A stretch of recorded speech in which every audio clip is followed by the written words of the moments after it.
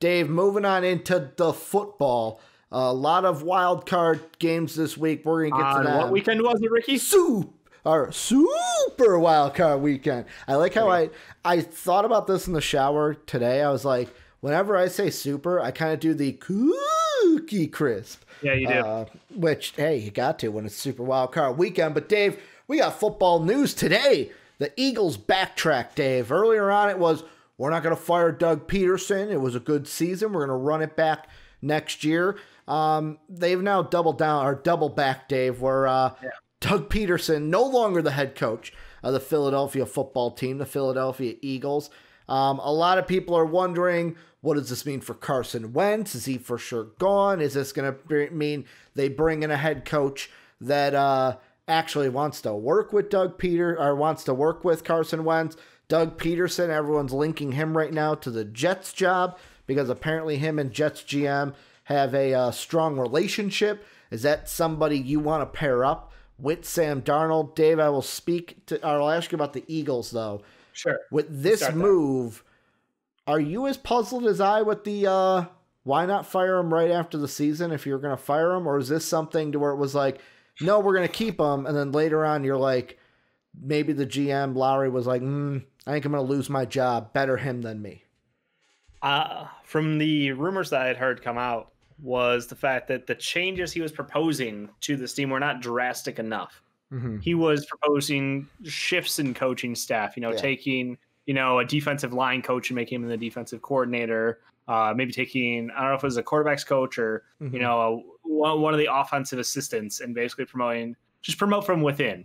Yeah. And it felt like that wasn't enough to fix the problems from the owner's standpoint. So it was wow, you're really just kind of lazily going into this. And again, they linked it back to the previous year where it was, him saying all his guys' jobs are safe and then having to turn around and the front office no, they're fucking not. You're going to have to fire those people.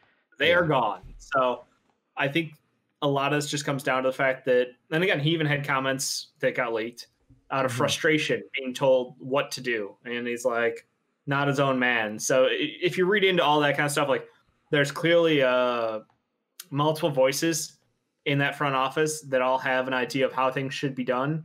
And if you don't agree with them, then you're not the right guy for the fit. And Doug was not that guy. I don't know if Doug's a bad coach.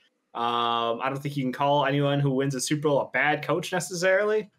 But I do think that he was the wrong fit going forward with this new regime. I shouldn't say regime. This new team that seems to be building around Jalen. Yeah. I mean, and that's to me where this is a team yet again. I feel like the coach that they need to bring in is somebody that is going to work well with Jalen and that needs to be an offensive mind. And one of the top name, I'm just going to go ahead and say it, Dave. I think that they need to give a call to Lincoln Riley. They need to give him a call, throw the fucking bank at him, and say, how would you like to work with Jalen Hurts again? You did great thing in Alabama with him. Or not Alabama, at Oklahoma with him. But we would like to throw here's the Brinks truck. Yeah. Come be our head coach. Work with your old quarterback. About Jalen after he got removed from his starting role in Alabama. Consummate professional, great guy, great character guy. Never be a quarterback in the NFL. He's got Tim Tebow, upside issues perceived. He goes over there, works with Lincoln Riley, and out the gates just chucks that fucking ball down the field. Where the fuck did this guy come from kind of moment. So the fact that you're instantly going, let me relink him to the guy where he found his success. He found and he unlocked Jalen Hurts. I love that idea. I'm all in on that. I don't know what the situation is with Lincoln Riley and how much money he'll be looking for. Obviously, the Urban Meyer rumors asking for 5 years, $12 million a year for Jacksonville. We'll have to see if that's going to be true. I heard, there's might be a press conference tomorrow post the Natty that we're going to hear from Urban Meyer on maybe his future. So that might set a precedent. Obviously, Urban Meyer, Lincoln Riley, not quite on the same tier of coaching, but one's been in the game more recently than the other. So I don't know. To me, the only reason why it's that would be the first coach I call, only because do I think it's comment section's going to say no fucking way that happens. Da, da, da, da. Yeah, no way it fucking happens. That's what I'm saying too. You should try. You gotta try. The only reason I don't think it happens is if I'm Lincoln Riley, you're sitting there going, all right, I can go to the NFL. Let's say it's something he wants to do. I can go to the NFL. It's the next step in my career. But at the same time, I'd be looking at it going, if it doesn't work out, I'm fired. Then I need to find a new job. Here at Oklahoma, we didn't have a great season this year. They went 9-2, his worst year. His worst. It's ties as many losses. He's had 2 losses every year. 12-2, 12-2, 12-2, 9-2. But he's got job security. Like, Oklahoma's not going to move on from him. So that's why I feel like Lincoln Riley, he ain't moving because he's like, I got a good thing going here. Like, Oklahoma isn't going to fire me. Want a challenge. Yeah. Unlike anything he's seen before. I mean, I'm sorry, college sport, or college football. There are a couple names at the top of that, and everybody else is a fucking watcher. You're just there to watch the show. Yeah. Because you're not Nick Saban, and you're not Ohio State, and you're not Clemson. Sorry to the rest of y'all. You don't even stand a chance in the conversation. Like, is what it is. You'll never recruit top talent like they can. You'll never be able to pull that. You can work some tricks. You can get the LSU luck involved sometimes. You know, obviously the Mad Hatter's gone, but they still have some fun to their fucking game. It's, I don't want to say it's futile, but like, I think if I was a college coach with his level of genius, offensive creativity, like someone like Kingsbury. Yeah, someone who's got a gift clearly for seeing the game differently than people, and eventually the game will catch up. Yeah, but it's a matter of like, as long as you're this far ahead, you should do something. Like, you should take the most out of the situation. So I want to see someone like him take that leap to the NFL, because college has become the like predecessor to the NFL as far as offense and defensive schemes, and I would love to see him get a 3-year head start on some of the stuff that he's thinking up that we won't see in the NFL for a couple of years. Yeah, and I mean, the big question too is, like, there are coaches that I do agree with you. The NFL is like the show compared to college, but there are coaches that are like, if he would have won a national championship already, I think this question's a little different. There may be the thought in his mind of like, I want to win one here at Oklahoma. I want to be a college football championship head coach. Yeah, but yet again, you got to beat Nick Saban. You got to beat Dabo or Nick Saban to do that. And that's pretty much, we'll see if OSU tonight can do that. They beat Dabo. Can they beat Nick Saban? The other guy, and the only reason I bring him up is that when I was watching Baltimore, Tennessee, the announcers were ranting and raving how this guy has not gotten a head coaching job. And that's Greg Roman with the Baltimore Ravens. And the only reason I think about that is look at the quarterback, the type of quarterback that the Ravens have in Lamar Jackson. Is Jalen Hurts Lamar Jackson?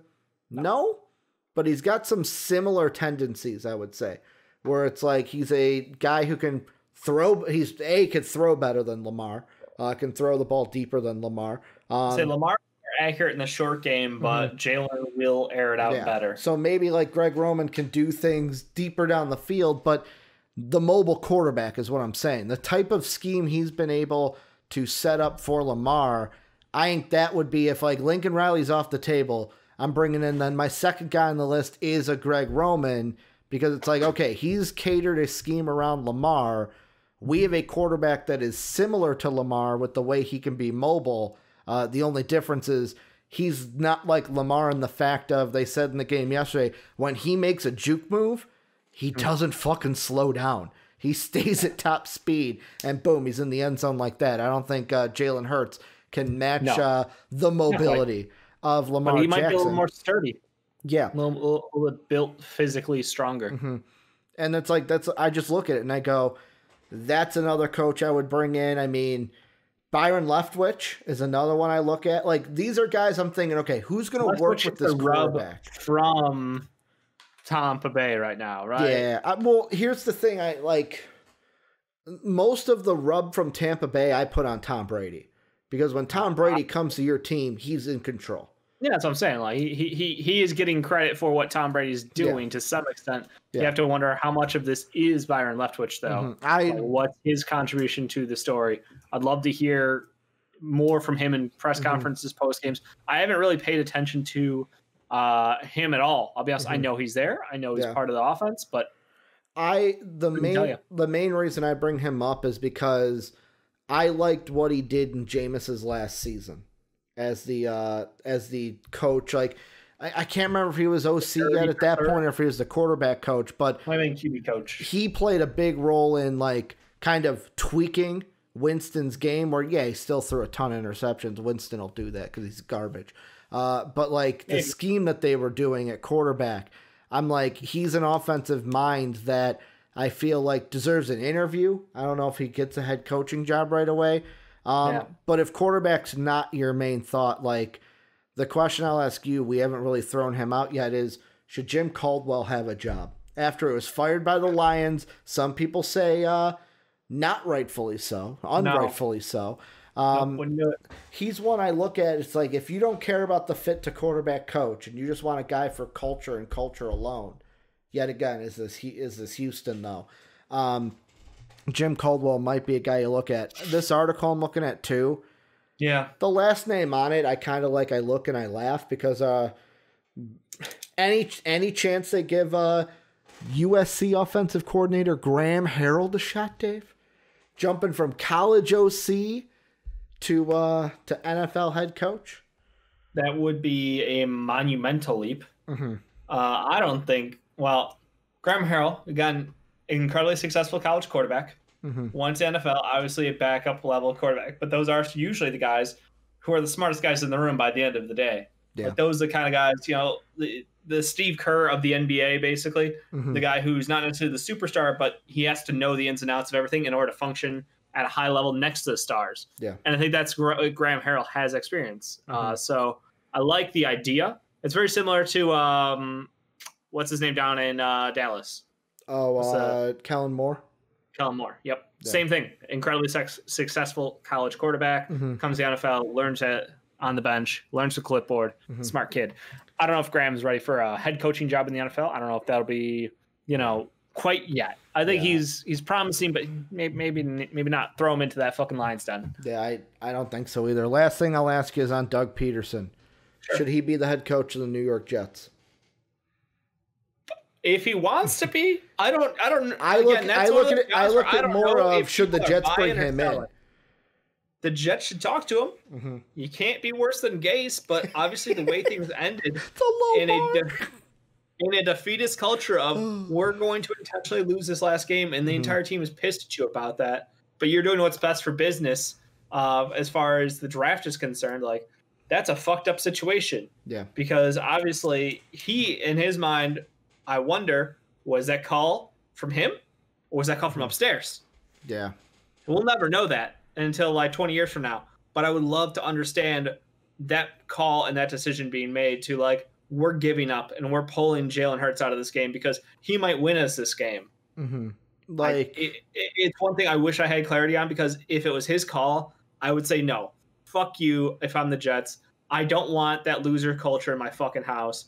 I want my team to be happy. And we're looking at the Eagles team and going, well, this guy wants out. This guy wants out. This guy wants out. Like, Jets already got that fucking problem. We need someone to change the culture. We need to bring in some positivity, Like, I look at it and I just want to double check if Frank Reich was all the way through those years. So 2017, when they went to the Super Bowl and won, that was Frank Reich. Then you had Mike Gore. Let's see. Mike Gore, and I think this year was, they don't have the OC listed. But basically what I'm getting to is I know more about Eagle offensive coordinators than I do about Doug Pederson. That's my problem. If I'm the Jets, because and the only reason I ask this is that's the job he's linked to right away. I interview him, but I ain't giving him the job. My guy that I want is still Brian Dabble from the Bills. Like, that is that's the one I go with. I know this past weekend wasn't the exact game I thought the Buffalo Bills would have. They got the win. They fucked me because they didn't cover. They let the Colts cover. But they still won the game. That Colts defense is really tough. He's the guy I look at. That's the one I want working with Sam Darnold, because I don't know if Doug Pederson can be the one to develop Sam Darnold year 3 into his career.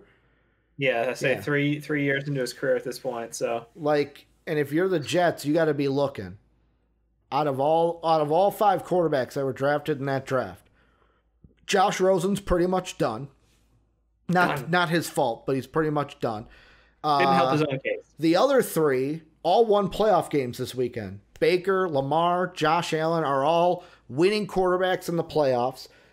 They are now into the divisional round. You're the only one sitting at home. So I feel like you got to double down, get someone that is going to help Sam Darnold and help you win football games.